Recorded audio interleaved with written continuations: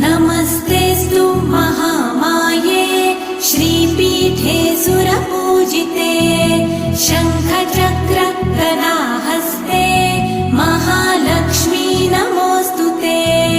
नमस्ते गरुडारूढे कोलासुरभयङ्करी सर्वपाप हरे देवी महालक्ष्मी नमोऽस्तुते। महादेव्यै च विद्महे विष्णुपत्न्यै च धीमहि तन्नो लक्ष्मी प्रचोदयात्।